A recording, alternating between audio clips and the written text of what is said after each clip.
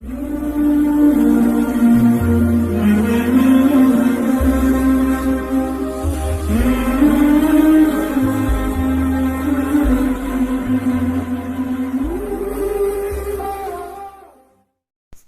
کی اس ویڈیو میں ہم آپ کو بتائیں گے کہ اگر کوئی شخص علم میں ترقی چاہتا ہو تو یہ وظیفہ پڑھے، انشاءاللہ اللہ پاک اسے اپنے علم سے علم عطا فرمائیں گے۔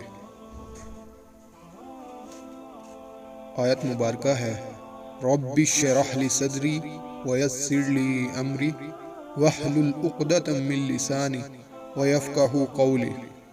ترقی، علم اور ذہنی کشادگی کے لیے ان آیات کو روزانہ فجر کی نماز کے بعد 21 مرتبہ پڑھے، انشاءاللہ اللہ کے فضل سے علم میں ترقی حاصل ہوگی۔ السلام علیکم ورحمۃ اللہ وبرکاتہ۔